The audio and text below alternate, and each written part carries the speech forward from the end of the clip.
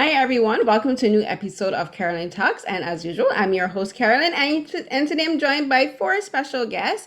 And they are the writer Annalise Lockhart of the film, writer and director of the film Inheritance, which is, as we're filming now, currently screening at the Palm Springs Film Festival. And I'm joined by her cast, Victoria A. Miller, Ron Rice, and DeLeon Dallas. And I'll ask them to introduce themselves and then we'll get into the film. So Annalise, can you go first? Yes, hi. Okay. I'm Annalisa Lockhart. As you said, I'm writer director of Inheritance. Um, yeah, my name has an E at the end, and it's been sort of like the love and bane of my existence, but has helped me be more outgoing. Yeah, and I'm so happy to be here. Thank you. Thank you for joining me. And Victoria? Hi, I'm Victoria Avillier. Thanks for having me. This is so cool. I get to see all you guys' faces. And Ron? I'm Ron Bryce. I play character Jeffrey. It's so good to see this cast. Wonderful cast after, well, 2 years almost. Yeah. Wow. And DeLeon. Hi, my name is DeLeon Dallas. I play the character of Tucker, or Tuck. And it's just wonderful to see everybody, man. It's been so long. My goodness. Yeah. Thank you for having me. Yeah. Thank you. I'm gonna have to edit out my part because I realized I said I said Miller. That's the dyslexia talking. So it's Villiers. Yeah, it happens a lot. It's okay. I appreciate it. Okay. So Annalisa. So the E has is it like does it like would it have like the little dash at the end for if it's like French? Is that what it is? No, it would be helpful if it had an accent on it. No, it's sort of like a Northern European like Lisa, like Okay. yeah. So wait a second. All this time, we've been saying Annalise, and you've been letting us walk away with that? I didn't think Never so. corrected us. Never. I'd have been like, Lisa, thank you. Maybe you called me Annie. I feel like that's I don't know. I Right. feel like you call me Annie at least. I do. Just like, That's funny. yeah. So the film is a short film, and it's about this family that it lives in the forest of Vermont. Now, no, I like camping, but living that's a whole different story. So they're living on this property, and they're surrounded by woods. And from what I gather, like they it's a very big part of the plot. I think the fact that they have the deed to the land because the deed is the official government claim and legal claim saying this person or this family owns this property. This is theirs free and clear. And it seems that also Tuck runs a farm, a maple milling farm, in the fact that he farms the maple from the trees around them. And I find this film is very interesting because it deals with like a bit of supernatural science fiction and then there's drama and history because when it comes to these kind of films where you're talking about black people owning land, especially owning land in America, there's a lot of context to this. So before we get into all of that, Annalisa, can you just say a little bit about the inspiration for this film and how you decided to integrate these different genres into this short film? Yes, absolutely. So yeah, I think, well, first of all, the the house where we filmed is actually my mother's cabin in Vermont. We didn't live there, but we spent a lot of summers there. I'm from Manhattan. Lived there my whole life, like many generations going back. But yeah, I definitely was kind of inspired by some of the stories of friends I had in the area in Vermont, just where of course, like the presence of Black people in that area is it can be low at times or seem like it is. And then on top of that, just the the experience with us having that house there, kind of, even after many decades, somebody would move up the block and have lived there for a couple years and be like, well, they must be new. And it's like, no, like you're new. We're not new. We've been here this whole time. And then of course, like homeownership is so important to me. I think like homeownership and legacy as something that I really saw worth fighting for. Because I've also, it's unfortunately it can be rare for Black families to be able to pass down property. And then as well, and you know, like when you're writing something and you tell people about it, you like hear more and more stories that are related to it. Like Catherine, who is one of the ghosts, when she read the script, she was like, oh my gosh, I've actually heard stories about this happening, like people getting their deed to their house stolen or missing. Has happened a lot, like in New England as well. And I think that all of these things pair really well with horror and science fiction to me, because I sort of see horror as like, you know, besides like my enjoyment of the genre, I think I see it as like this sort of setup of like, especially for a short film, like, oh my gosh, our heroes have this really tough set of circumstances. Like, how are they going to get out of it? And science fiction, I see as a genre full of solutions. So it's like, science fiction is like, oh, we have this like human-made technology that is going to help us get out of a bad set of situations. So I think that those genres can pair really well together. And for the cast, what were your first thoughts when you got the script, and how did you go about auditioning for it? Because I find the characters, they're a family, but there's this underlying I called it not tension, but this unease amongst them, because there's a scene in particular when because they're celebrating Nora's birthday, and there's a moment where Tucker and Jeffrey look at each other, and I'm like, these two seem kind of shady. And like, I'm like, what is going on here? Like, I read the synopsis, but I'm still like, what are these two up to? I'm like, they know something. So for the three of you, when you read the script, like, what were your first impressions of the characters? Like, because like, I was like, I don't know if I trust them. Like, what are they keeping from her? Yeah. When I first read the script, I remember thinking how brilliant Tucker is. Like the idea, because there's a scene that I have in the film where he uses the maple trees as a device to create this kind of invisible force field, from the ghost. And I'm thinking to myself, like, oh wow, to be able to play a character that is this ingenious and like to use his environment around him to protect the family, right? But also knowing that, we see ghosts. Like that's, it's yeah. I just really, I was telling Annie when we first auditioned that, I really appreciated what she had done with this script, and also just like, it's like, yeah, this ability to see ghosts and know that we're haunted by this, and Victoria's character not really being aware of anything quite yet until she brings it to her brother and her father, about like what's going on, why are these things happening, who are these people that are haunting us, haunting our family, Yeah. I personally, I just love the unit right off the top. I love the whole family thing, and having the outside obstacle of this, has nothing to do with how connected the family is. It's just something that they basically overcome together. And when I read that, that's why I fell in love with the script right away.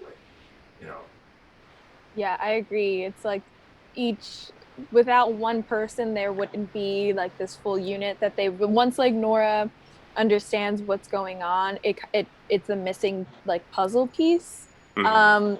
And I really liked in near like the end when like or when like Tucker is showing Nora the McCoy field, and then kind of like immediately it's like, oh, okay, we are going to resolve this issue. We have a plan. Um, yeah, and like kind of there's like a montage of everyone kind of doing their little bits. And I was like, Yeah. okay, this is really dope. Like they're really about like protecting their family and their own legacy by any means necessary. And I Yeah. really like that. Yeah.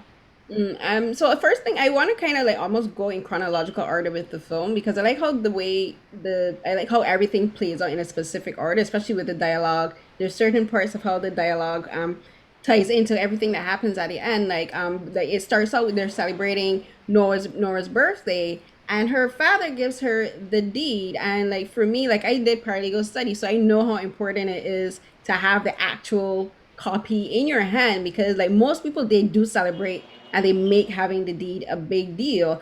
And there is a moment where she has to blow out the candle, and my first thought was like, "Girl, why you got this thing so close to this candle?" And Nobody's ever said that. I like that. Wow. that was my first. I'm like, "Why are you holding this thing so close?" I'm like, "Girl, what do you think? Bring it back." It's foreshadowing. Yes. Spoiler. It's Yeah. hard. It's hard to remain spoiler free with Yeah. a 14-minute film. It's Yeah. true. It's true. Yeah. You know, how comfortable are you with like spoilers? Because like for me, I tend to like kind of go into spoilers because I like to discuss like the small details. But if you don't want to discuss like super spoilers, that's perfectly fine with me too. No, that's fine. That's fine Just by go me. all in. Okay. Okay. I could talk about how I love spoilers for like the rest of the interview. Right? Me, I love spoilers because I always tell people like spoil it for me because that doesn't change how I view it because I don't have visual context. All you're telling me is what you see and it doesn't change how I might interpret what you're telling me, right? So Yeah. I like spoilers never bother Very me. true.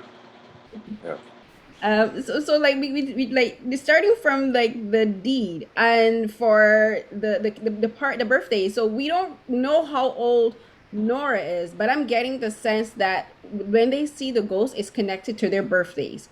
Like it's almost like I thought of it almost like a generational curse. So where like as each generation reaches a certain age and they celebrate their birthday, this is when the ghosts appear to them. Like the ghosts are always there, but this is when they actually see them. So am I reading that right? Is that what it is? Definitely, and I think that you know, just that horror kind of reflects life. I think that I just wanted to shine a light on how families try to like shield each other from this generational trauma and protect um, protect their younger daughter, younger sister, family members. But you know, unfortunately, sometimes sharing is better, and giving somebody a warning is better. But I think that I imagine you're always kind of just hoping that if I don't tell them, like maybe it just won't happen. Um, and at least in my family, I've definitely experienced that. Yeah, I always thought that's the reason we hadn't told her was the hope that it wouldn't happen. Right. Yeah. I thought that was the whole character thing that, I know it happened with Tuck, but I'm still hoping that maybe it won't happen with the girl. That kind of thing. Yeah.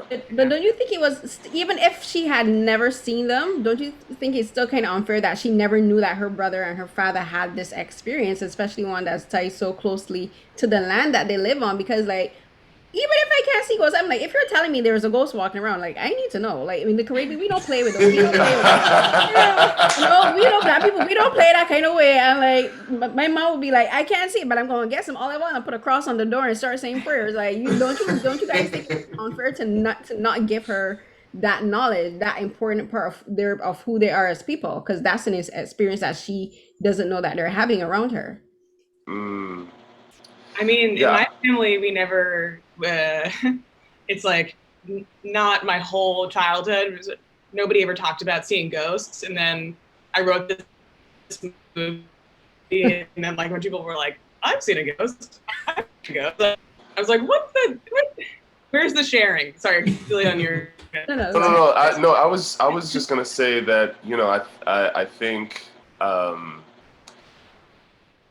we were, I think Tucker and Pops was really just trying to protect Nora, you know, from having to ever really just protect her from these ghosts, but also that, you know, this information that, you know, our family has, you know, I won't call it a curse, but, you know, just we see ghosts, and we, until she says something, you know, um,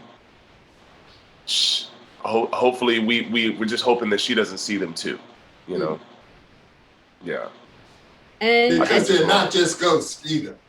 I was gonna say, I'm like, is it because they were white ghosts? Because Well, they're ghosts that are angry about something that has nothing to do with us, for one thing. Right. You know, Right. so obviously they're really upset about something. And I mean, we kind of know, but we didn't do anything about that to make that happen. Right. So, you know. Right. yeah, and for Victoria, I found Nora's reaction to me. She was kind of like, she accepted it pretty quick. Like, she didn't freak out at all. She was just like, yeah. So there's like these strange people hanging out in the woods. I'm like, she seemed pretty calm, cool, and collected. If it was me, I'd be like, you know what, Lord Jesus, you know. I mean, that's true. Yeah. You know, it's like, what do you expect in like the woods? You know, some weird stuff's gonna happen. She's probably seen some other odd things where she's kind of like, hey guys, has anyone else noticed? And they seem pretty cool about it too. So I think it was like an acting exercise where it was like, you know, or how I took it as was like an acting exercise. Like, if I'm calm and cool and collective and they're calm about it, like, then maybe it's just like a person who's like picking up, you know, I don't know, wood too. I don't know, because I'm like, excuse, like, I don't know. It's just, that's a good point. That's a good point though. Yeah. I guess she's seen some weird stuff in the woods, and she's like, anyone else peep that? No? Okay, I'm gonna go about my business, you know. Right. There was an earlier draft where she sort of sees them and says, like, are you looking for the trail? Like, the trailhead's over there, which was sort of like a legacy or kind of like an orphaned line, because there is, the Appalachian Trail goes through there. So it is common to see like kind of worse for wear hikers, like kind of occasionally. But the way it sounded, I was like, that's like too much. I think, like, again, I kind of like, simpler is better. So eventually I was sort of like, you should just see them be disconcerted and leave instead of like try to engage in a longer conversation. Yeah. That's something I wouldn't do. If I saw people, I would not, truthfully, I would not engage. I'm not much of a talker. When I see strangers, I'm like, hey, yeah, that way, and then like run opposite way. Yeah. Yeah, you say words for them. Like, was that before you decided on what the ghost would look like? Because they don't look like travelers that are just like that have lost their way. Like they have like, you know, like an aura around them. So like, was that before you decided what they would look like visually for the camera? They're so far away from her in that scene. So I think it's like, and I think it's, the idea is like, and I feel like this is a horror trope as well. Like, before I accept that this is supernatural, let me just like scan through the most obvious kind of explanation for this really weird thing that's happening. Yeah. It's a really short movie if you go, ghost! We gotta go. And the like, I loved what you said, Ron, about how they, what they're doing has nothing, or what they're upset about has nothing to do with the family. I think that that's like it's maybe antagonized or like aggravated by the family, but the ghosts are supposed to be, the idea behind them was that they basically like came out of the ground, so they have like dirt and twigs and leaves. But then the other piece is that like so much of their power is just by the fact that they like stare. And that I imagined that for Tucker and Jeffrey, they weren't like crossing the threshold. They weren't necessarily going into the house. So it was very inconvenient, but they weren't like threatening them so directly. But yeah, the stare was really important to me. Just like the power of being watched constantly. And that's why it's really obvious in one particular shot after Tucker is explaining his contraction in the Mccoy field to Nora, and then we see that this man has been watching them talk. I wanted his face to look like a funhouse mirror, just to also reference back that their stares are so much a part of what gives him power. So you can kind of see that his face is kind of melting and moving a little bit. Yeah, and their eyes are red, and so it all kind of links into that. No, it does, because like one thing, like what Tucker says is, he tells Nora that, well, when he asks her how does they make her feel, and she says they make her feel off. And that kind of, I related to that a lot, because like we're talking about a Black family existing in a space where white spirits are like just there looking at them. And like, I'm from the Caribbean, and I've been living in Canada now, this is 11 years, but like when we travel to certain parts outside of the GTA, when we head up into like the boonies, like the country, like Muskoka, and going like further north, and even in like we traveled through Quebec and gone camping in like the heart, or like the forest of Quebec. Like when we get those small towns, like people will legit stop it. I thought these things were just things I saw in movies, and then I experienced it for myself, where people like dead stop whatever they're doing and look at us as we're driving past, or if we get out to go to the convenience store. And that scene kind of reminds me of that, where they like white people will like look at us like we're anomalies, like we are weird and we're not of this land. And they're like, why are these Black people like traipsing across our land? And that scene kind of like mimics that. And it doesn't only happen in the country, it happens in the city. If we go into spaces where people think that we don't belong, and it could be like an office building, could be a mall. I've had people stare at me in a mall, like there's other Black people walking around, but you know what I mean. And that kind of like mirror that scene, where like we're made to feel uncomfortable in spaces that we shouldn't feel uncomfortable in. Yeah.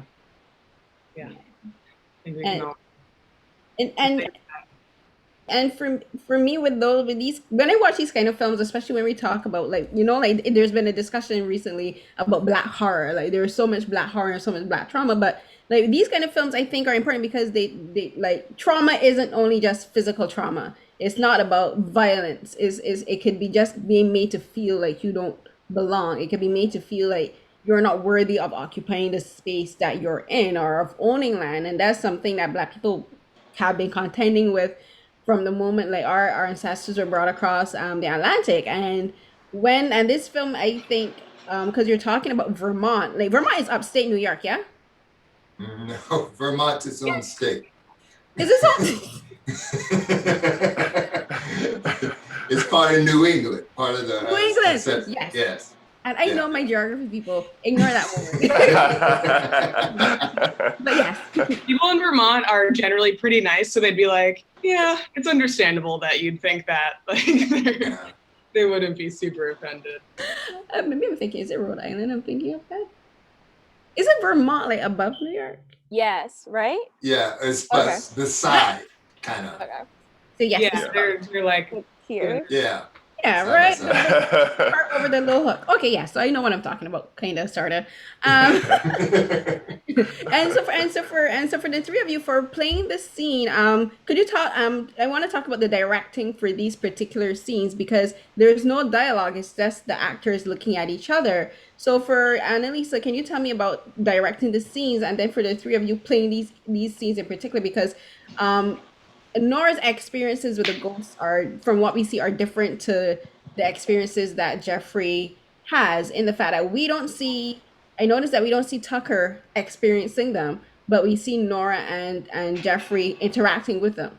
For Nora is like she just like as we said, she's just kind of like okay, but then Jeffrey, there's a scene later where he just gets fed up and he's like he starts to lose his patience and he's just like I've been tolerating you for all this time and this is the one thing that I'm not going to tolerate you doing. So can you just tell me a bit about directing those scenes and then for you guys playing those scenes?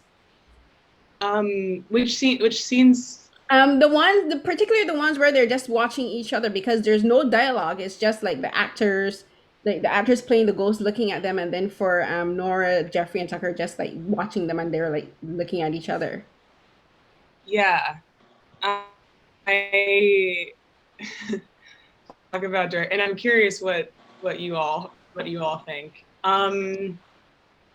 Yeah, I think that for me, honestly, some of the best performances are actually in these scenes where there isn't any dialogue. So much, and that's like the power of film, right? Like so much is expressed through these glances back and forth. And you know, I think for the ghosts, for Catherine and Bob, they really took it very, very serious. They really committed to that. They were like, I am this person. I am just gonna. I think I kind of needed to, at times, kind of rein it in a little bit, tone it down a little bit. But yeah, I mean, I'm thinking about the scene where Nora is in that woodshed and sees the woman around the corner. And that's actually a reference to one of my favorite movies, Mulholland Drive, where there is a man behind the winkies. Mm. And it's like one of my favorite scenes of all time. So I sort of knew that I wanted her to feel like there was something back there.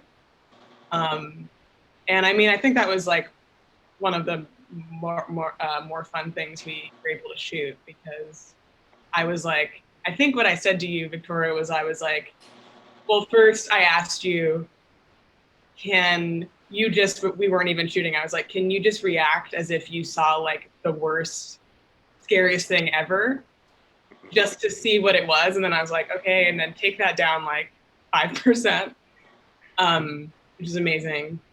And then you really talked about like what you would be feeling, like this in my stomach, like I'm gonna throw up, all of these other things. And then really just that whole scene is just works because she's like motivated by a feeling to investigate what's back there, which happens in horror, but I think that it's more like, you know, they hear some rustling in the closet.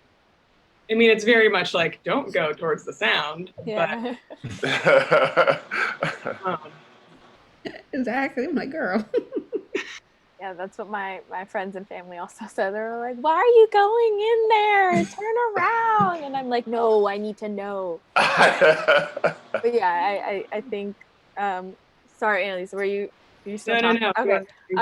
I also agree with that scene. I think like in the short, there's like levels of Nora, I guess, accepting what is happening to her family and specifically her, where like that scene in particular where she hears the sound, they are so close to like the family household, like proximity from where in the first scene they were like across, where they're like in the shed. And I think that's really terrifying because they are so physically close, even though they don't want anything. She doesn't know that.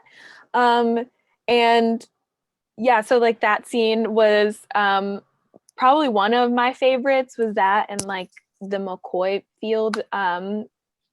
Yeah, where it's like Catherine wasn't there and like I had to react to something that wasn't there, which was like kind of trippy, which is, it is acting, but it was like my first time like doing that for real. And I was like, I was just so in my head and I was like, you know what, just we had conversations and yeah, I think it's like the wanting to investigate, and then the fear and like not really knowing what they want.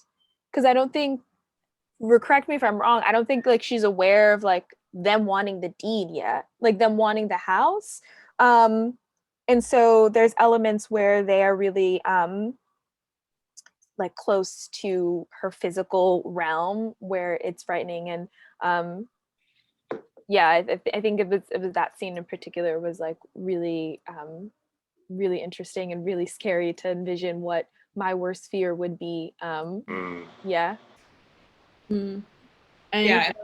The reason, and just to fill people in, the reason that Catherine wasn't there is obviously like you're following the camera, and the camera wraps around to where the Catherine is supposed to be. So you're kind of like emoting at a man holding a Steadicam.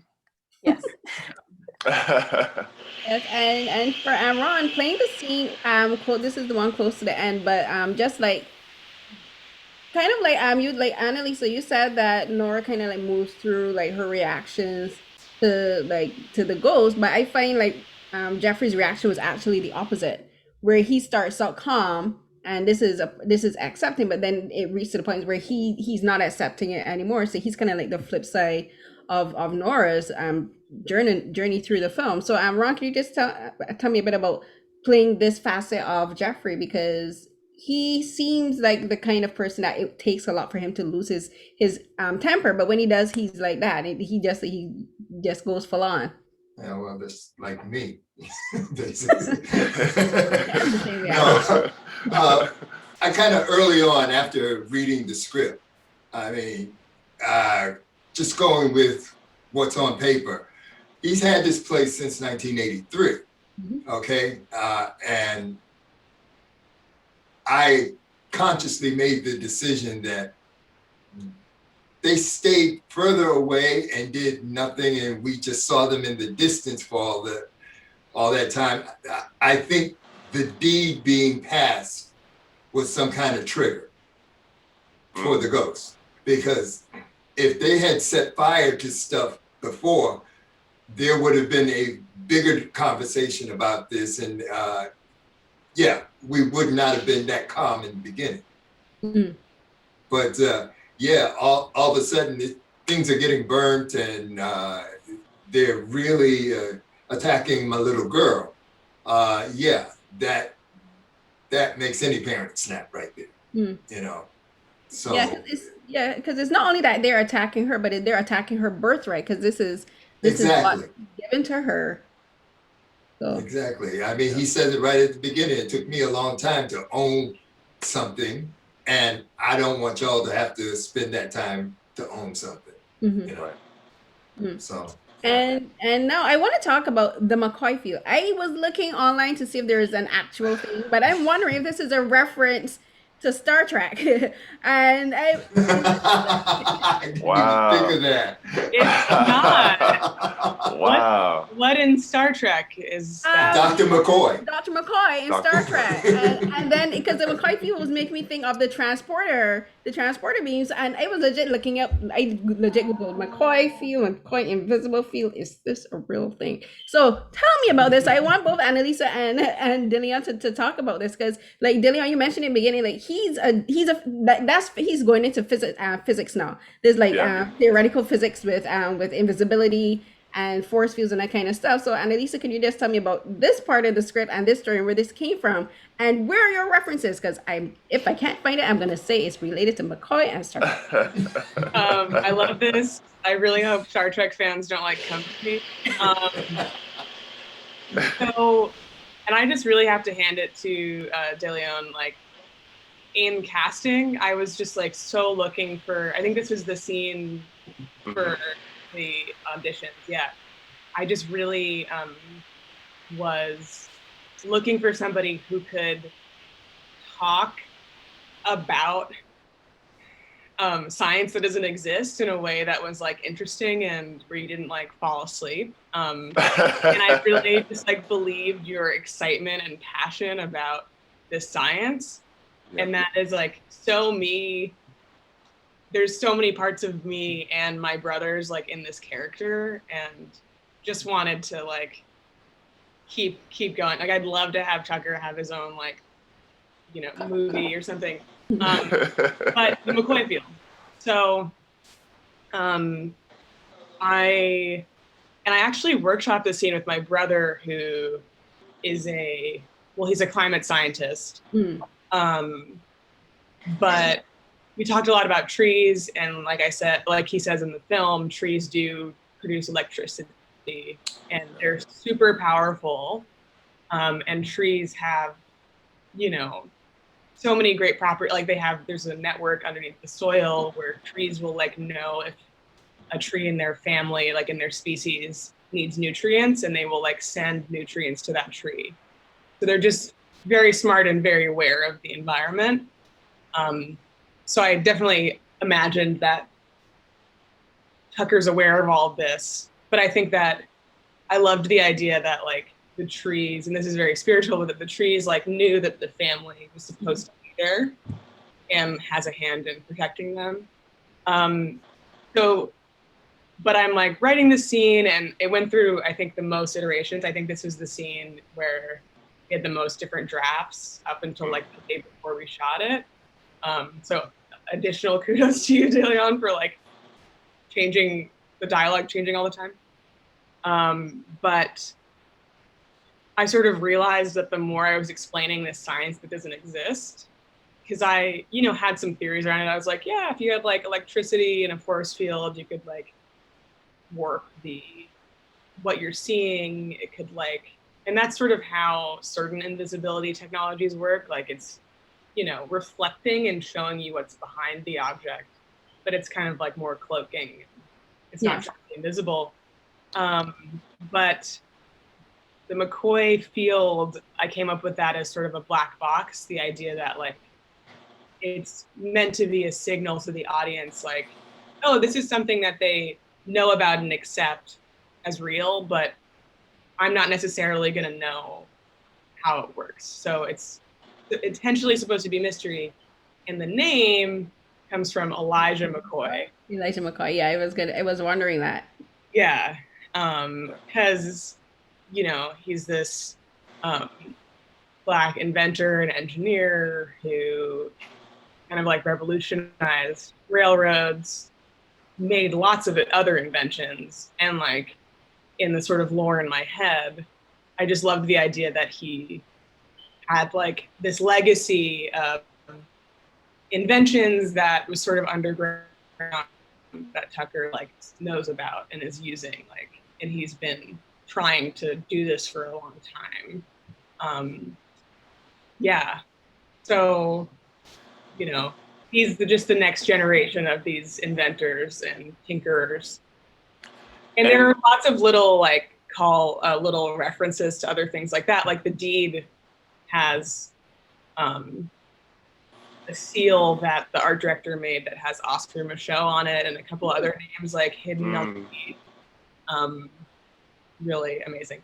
DeLeon, No. And you know, when me and Annie were having that conversation, and when we were shooting that scene, I remember thinking that when she was explaining, because I'm pretty sure prior to shooting, she had told me about Elijah McCoy, and I was like, Elijah McCoy, I gotta look this individual up, and I kind of used that. I used that information, and using that, I mean, on set we had we had a lot of those blue wires, right, wrapped around the trees. I was like, okay, Tucker's building something here, right? And it's just and it's such palpable images that were coming to my head, and I just really just embodying that and using that to my advantage, because there was, and I really love what you were saying, Annie. There was something spiritual about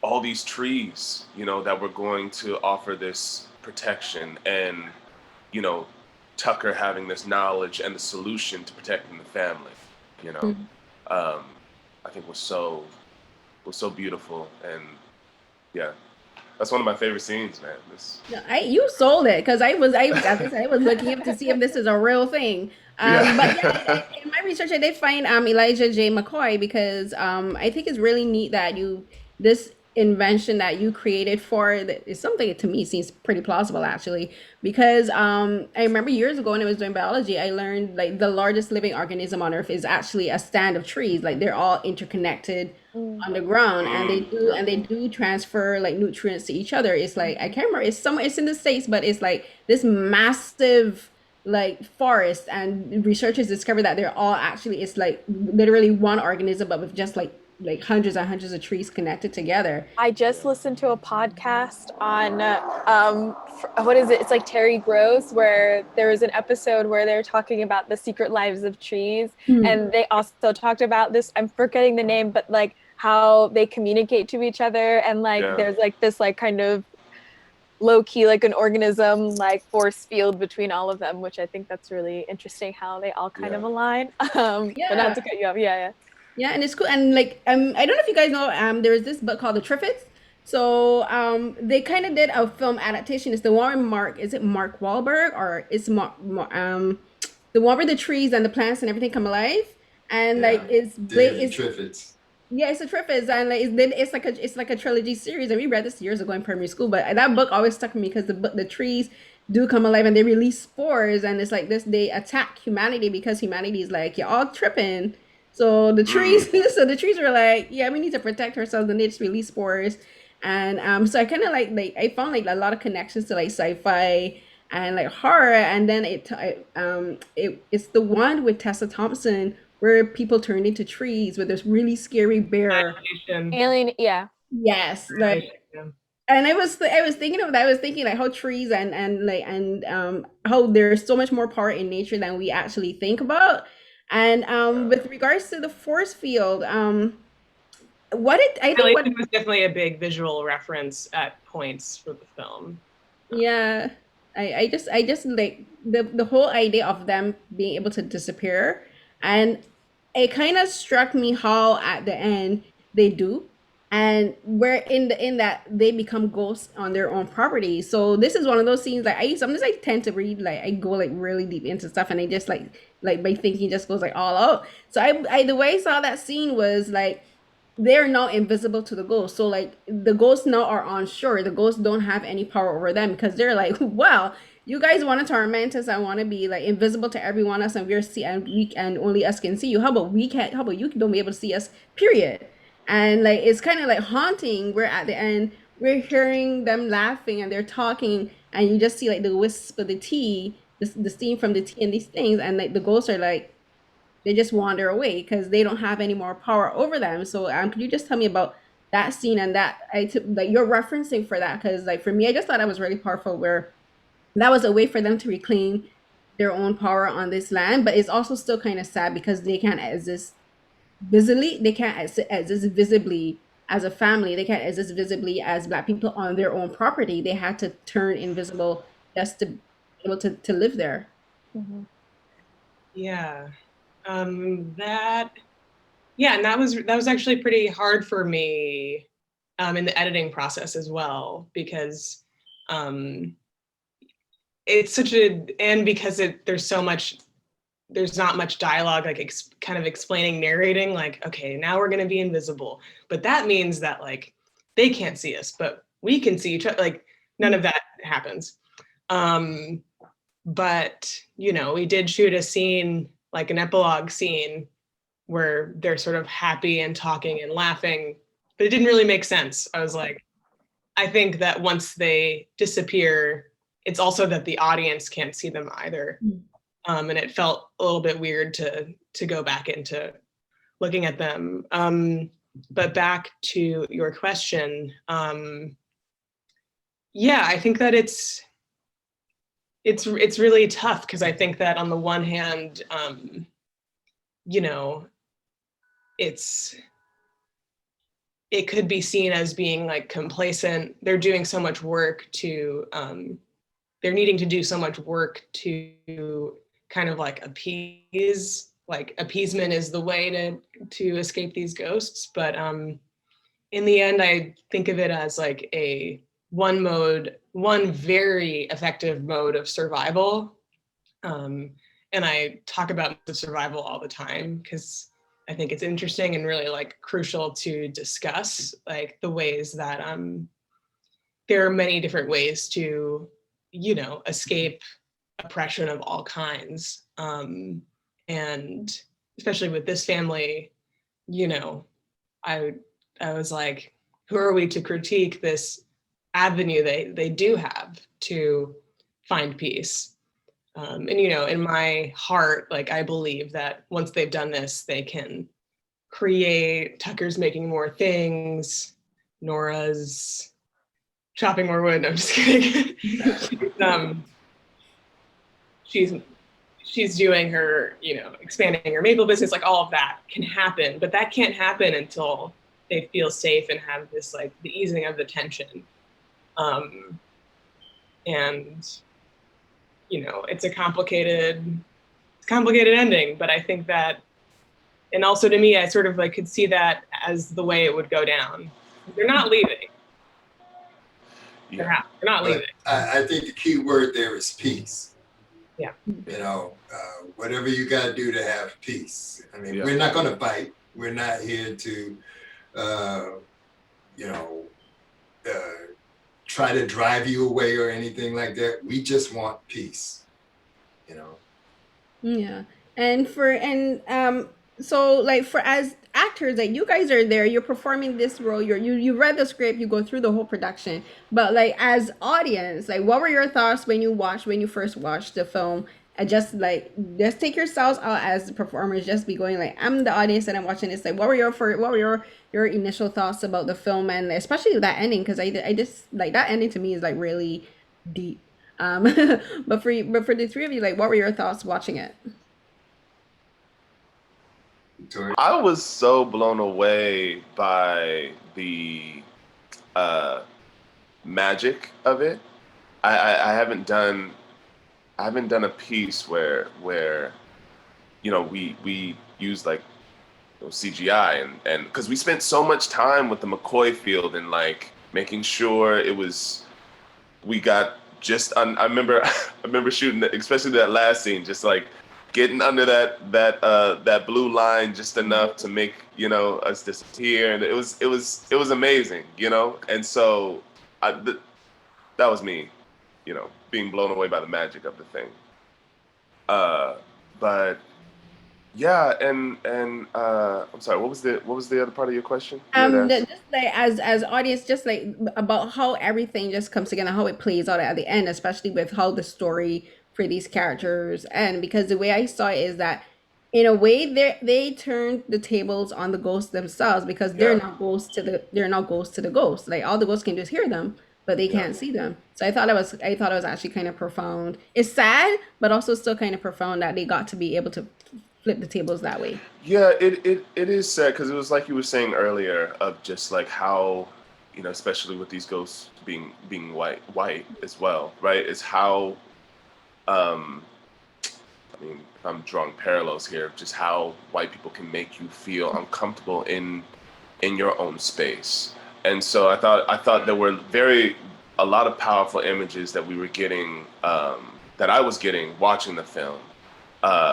in just in order, and I was just like, oh man, wow, this is incredible, and it's so deep, you know, because ownership is a huge thing, survival is a huge thing, with this film, and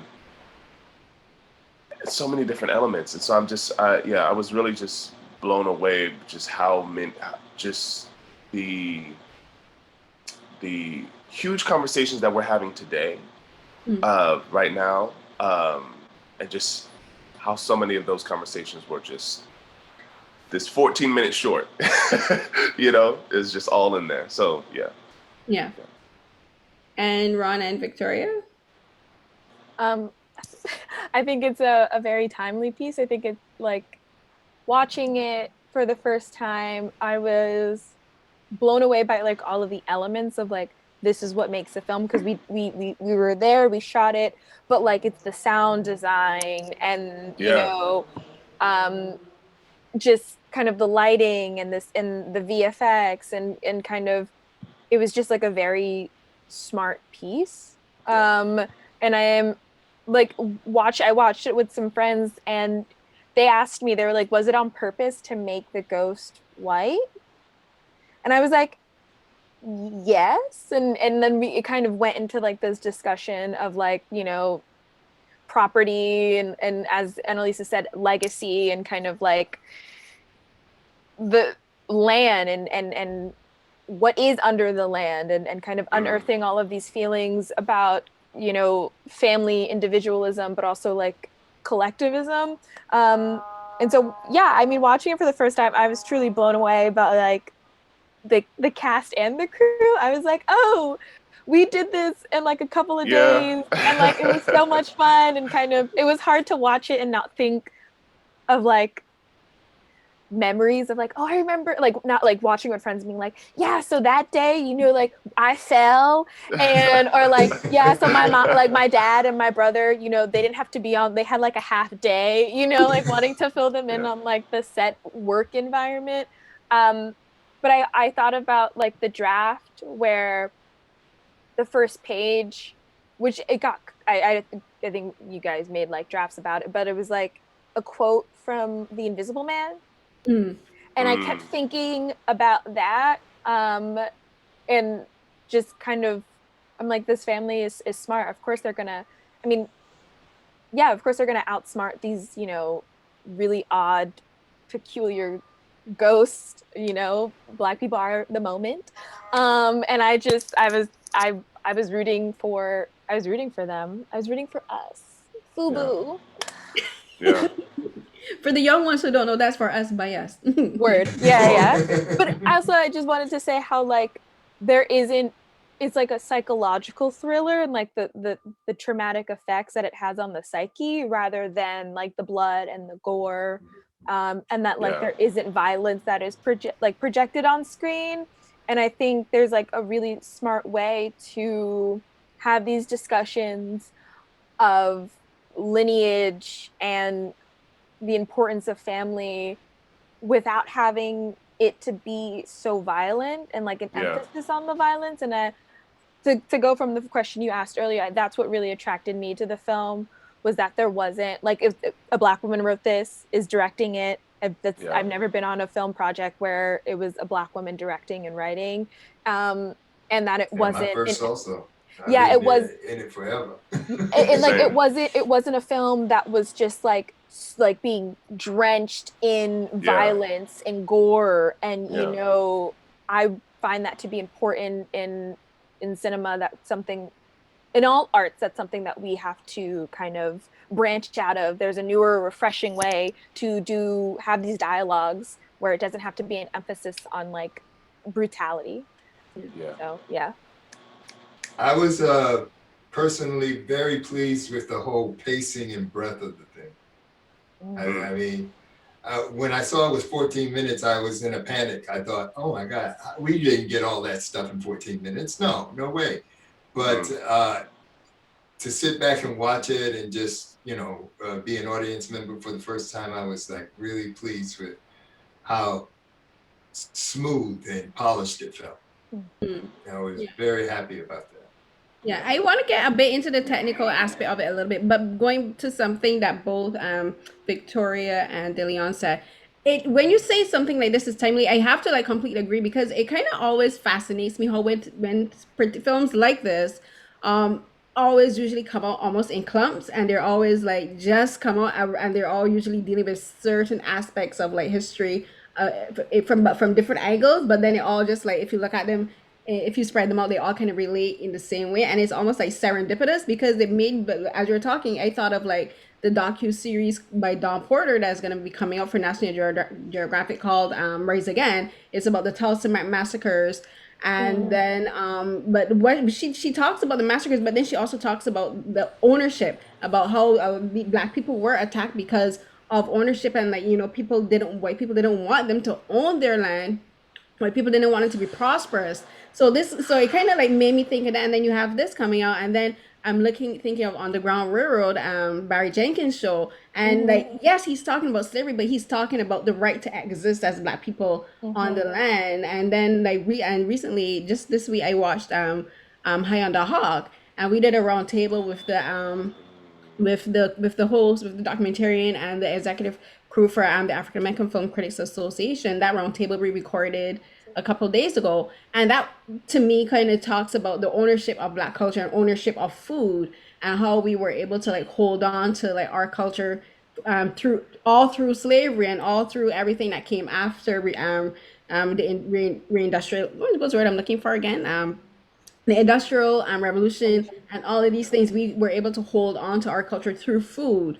And like, and that your film is talking about holding on to birthrights, and like it always fascinates me when I watch things and they all just serendipitously relate to each other. So I would say these kind of films are very timely, and they are always necessary despite what people say talking about Black trauma. I'm like, listen, unfortunately, that is our heritage. But it all doesn't have to be blood, guts, and gore. You're talking about the psychological trauma. You're talking about also being able to show and prove that Black people can take back their power. Black people can do whatever. Like talking about Tulsa, Black people still were able to prosper afterwards, but they just also have to be able to process the grief that comes with what happened before.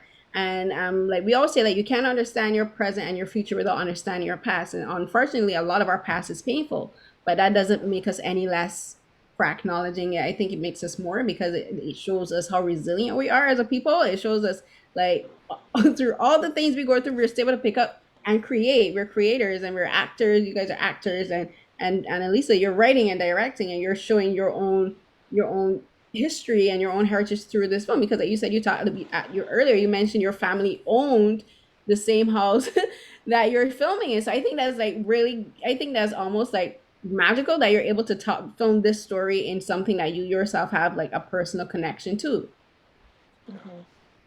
And so it's like, I don't listen to the naysayers. We need to And it's all around. yeah.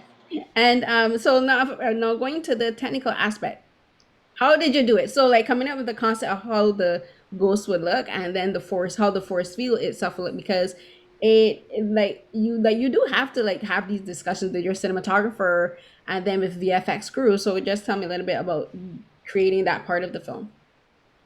Yeah. So the cinematographer is Charlotte Hornsby, who is incredible and just phenomenal. And we just wrapped up a movie, Master, that will be coming out on Amazon later this year, that she shot, starring Regina Hall. It's also it's horror and it's heavy, but I was the first AD on that. Anyway, Charlotte, amazing. And working with her is so great because she just really like immersed herself in the script. We were able to, really great that, it's our house. So we were able to go there many times, and, she like photographed the house, or like the settings, the places where we were going to shoot. We photographed it at like every time of day pretty much, because we were like staying there. And then we were able to be like, oh, like this room looks best at this time of day. Kind of like really schedule it out for hitting these scenes at like ideal lighting time. And then, yeah, I think of the look of the film. As you can probably tell, I'm just like a student of science fiction. I love it. I majored in English and creative writing, but my thesis was on Afrofuturism. I'm like very deep fan. So I think that I kind of wanted it to look like, I had a really specific idea in my head, and I wanted it to look like this sort of like magical, mysterious. And green is one of those colors that looks really, and I wish there was like a cinematographer here that could explain why this happens, but green is something that looks very strange on film. We didn't shoot on film, but we did at a film grade later during the color process. but I really, obviously the trees are a huge part of the film, so I really wanted green to be like throughout it. And I think that my memories of going to Vermont as a kid, I just remember the green being like so striking to my eyes, like coming from the city where we do have trees, obviously, but not that many trees. And then with the tubing, and the special effects side of things, I love movies that use practical effects as much as possible. So the tubing is like our art director Cooper Campbell actually like individually threaded. I think we ended up using EL wire, but I can't remember, through all of these tubes, and this maple farm up the road like gave us a ton. So really painstaking process, but it ended up being kind of this like big sculpture that he created with all of these. So the tubing like has no special effects added to it. It just looks like blue and glowing naturally. Like we didn't even add anything color correct. Like it just looks like that, which is amazing. But yeah, I think and then like, I think it was like low budget. I think that we shot it with the idea that we maybe wouldn't have like any money for visual effects, or like very little. Just, thankfully for the invisibility, like we sort of did the classic, like, shooting a plate, like DeLeon mentioned, we had them kind of crawl under trees. But then with Victoria disappearing, there are no effects there. It's like all in camera. We're pretending that we're following her, and you kind of like roll out of the way. Yeah, and but then of course there's a lot to do with the ghosts, and we added a lot of smoke, and Mike Barnett, who did visual effects, just did a really great job. Like I was always, I think, getting very technical. I think that you can, when you're adding visual effects to something that's digital, that's shot digitally, it kind of like can look really obvious. Like if you're adding smoke, because we did have smoke on location, but I wanted to add more, like it was coming off of the ghosts. And then obviously their eyes are red and their faces are melting.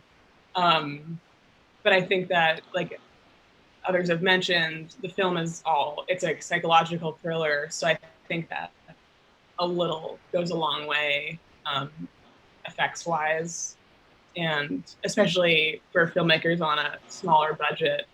And it's just more fun to do stuff practically and in camera, rather than, making all the monsters. Yeah, no, practical is always better, if you ask me, because especially for short films, because I've seen short films where I watch a lot of short films because I do something called Saturday Night Sci-Fi. So every quarter we do a live viewing where co- co- um we curate a list of short films, and yours will be added if I can get it, where we do like different genres, and the ones that always get the best reactions from our tweeters are the ones that use like almost strictly practical effects. Like very few of them have like a lot of VFX, and I think that's because like it helps us to buy into the reality of it, and it helps us, it's more, makes things more believable. Like as I said, I completely bought into this whole like McCoy field thing, and and I think that that's a credit to you and to your team, because like you like as you said, like a little goes a long way, and it does really work with this film, and it doesn't feel like it's something unbelievable in the universe that you've created, right? It doesn't feel like somebody's not him and like told him how to do this. It feels like um completely believable. So like Thank kudos you. to the team. Great. It was Yeah, fun I to mean, watch on set too. I will Yeah. admit, like to watch like the team kind of get into these like conversations of like how we're gonna Yeah. pull the door, how we're gonna do this, how did that look, and like watching it on screen and being like, It was just Yeah. so fun to. I'm like, you guys are just so dexterous. Like, wow. Yeah, I remember yeah, the first time we walked up the hill and saw the house wrapped with all the poles and stuff. I was like, wow, Right? that's yeah. beautiful. That's just Yeah. Yeah. beautiful. Could almost be like Christmas, almost, but spooky. Exactly. I love. I wanted to keep it up forever. I will say though, for the McCoy Field, that was definitely like a really so pleased. That was a huge union between like what we did on set, um, with Victoria's hand, like those sorts of moments, because Yeah. the field, you see it ripple a little bit, and sound design wise, um, it has sort of a ripple, almost like sticky sound that is married to it. And then the tubes have their own sound. It's sort of like a buzzing, but it's also sort of like water. We spent a lot of time designing the sound that they make. These sorts of things that you aren't like noticing them all, and it would be hard to watch a movie if you were like, oh, and that I'm hearing that and I'm seeing that. Right. But then also with score, the sound that we have for the tubes is actually like tuned to the score at moments. All of those were kind of interacting together, which I just think is so fun. Yeah. To me, the Mccoy Field has texture because it looks the way I saw it is like like you talked about the song, but I to me almost like has a visual texture where it felt like if she put her hand through it, it felt like it to me it seemed like it would be sticky. Like she would actually have to like pull her hand away and she like could actually feel it. That's what I was thinking when I saw it. I'm like this thing looks like it has like substance to it, like it has like density. So I thought that was interesting. And I was wondering, would animals disappear too, or is it just them?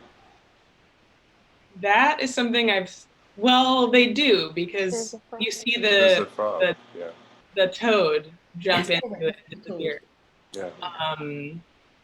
So yeah, I think and that gets a little tricky, right? Like, would all those critters but yeah, I think it's like anything that's, in my mind, it was like anything that's moving, that's alive, that's moving like relatively fast. Yeah, so anything that's organic and has like a basically electricity, which means the ghosts can't get through because they don't have mass. No, they don't. Ah, Yeah. okay, all right. So I'm getting a bit technical there. But I again, love it, Carolyn. Yeah.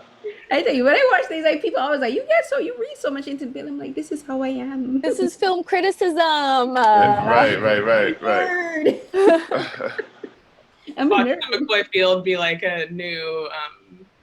We're gonna have McCoy Field truthers out there that are like, I'm gonna prove that this exists. No, like, I'm positive someone would probably be like, I can possibly prove it. Because like, in school, didn't we like? You remember we used to do the things with the potato, do electricity with the potatoes and salt water and that kind of Oh stuff. yeah. Like someone would probably try it. People are always out here making things. They just be like, you should leave things alone. Making robotic dogs. Stop.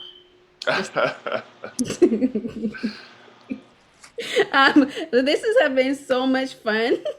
Thank you so much, all of you, for speaking with me. I really enjoyed the film, as you can tell, and I really enjoy like everything that you and the team have put into it. I Can you just tell us where people will be able to see it after it leaves the festival? Are you going to another one? Yes, we are going to another festival very soon. And it will be available. So it'll be available virtually. It will be at Black Star. They haven't, I'm not sure when this is airing, but they haven't like officially announced, but yes, so that's where it will be playing next. And hoping to have it be available online like more widely soon after we finish the festival. Yeah. Are you looking at TIFF? I don't think so. Submissions have possibly closed. Yeah. Yeah, because I'm covering TIFF, so I'm like that would have been fun to cover. Oh yeah. But yeah, and more to come. I think in terms of keeping people up to date, I've been like sharing through Instagram, but hoping to get a more permanent place to keep updates from the film going forward. All right. That's good. So yeah, so Shelly will be telling me where like we can find it afterwards. But for all of you, could you just tell everyone where they can find you on social media and find your work and any upcoming projects that you have that you would like that you can announce, if just in case you can't? Yeah. Yeah, DeLeon Dallas. My Instagram handle is DeLeon D Dallas. And upcoming projects, actually, I'll be making a premiere in the upcoming season of Power Book 3, Raising Canaan. Yeah. So catch me in those last 4 episodes, you know? Yeah. Absolutely. And Ron? July 18th. Sorry. Go ahead. Go ahead, Victoria. Okay. My Instagram is Victoire Villie. Victoire spelled the French way, Villie Villee. And then I am self-publishing like an art book zine on Black hair texture and protective styling, and how it's also architecture and the way it takes up space. So I'm self-publishing. I didn't get any grants, but whatever. I've been saving for it, so I'll let people know when you can purchase it. And it's like archival collage work and that I've done. So yeah. Come on, let's go.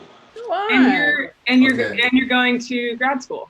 Oh yeah, that too. Yeah, I'm going. Yo, congrats! That's what's up. Let's go. Yeah, I'm going to grad school in September. Yeah. Yes. Congratulations. Thank you. And Ron, are you on social media? No, I'm not, actually.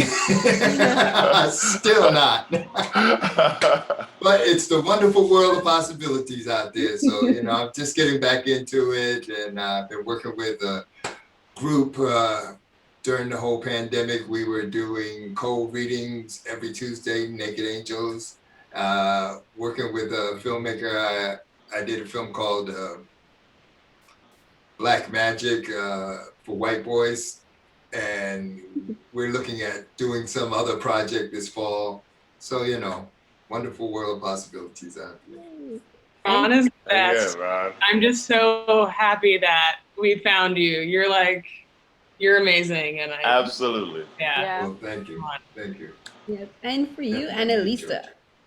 So people can find me on Instagram at Annie, like ANNIE JLo. I'm supporting this film through its festival run and directing a short film that we're going to shoot next in August with Mary Glenn, who is Nora's friend in the film for a brief moment. Also sci-fi zombie apocalypse film, and also developing a feature which is not necessarily an extension of Inheritance, but deals with similar topics, but it's more of a it's a utopia cult film that perhaps would take place much further into the future, where they've sort of created this like ideal society, and much less about the deleterious effects of racism over the centuries, and more like, what do we do now that we have created this society? Will the Mccoy field be making an appearance? I feel like this conversation has really set that fire again. So hopefully, no, I'm not done creating fake science. You never know. It could play a part in their thing, like they were walking through, they're like, you have, if it's like a cultish, as you said, like to pass the test, you gotta walk through the Mccoy field. True. Rite of passage. You figure out the McCoy field. The McCoy field only lets Black people through. And you're like, I'm so sorry. That's so weird. We thought the McCoy field accepted everybody. You gotta, apparently. like we've been saying recently on Twitter, maybe Black people need to start gatekeeping things too. That's like, this is our gatekeep. You can't get through. Well, then where would Sean King go? Well, let's not even talk about it. I just wanted to, make a joke. He not getting through. He not getting through. It's very inappropriate. I'm sorry. He gets bounced back. Listen. Thrown out. I'm getting shady. Anyway, this was so much fun, then. Thank you guys so much for talking with me.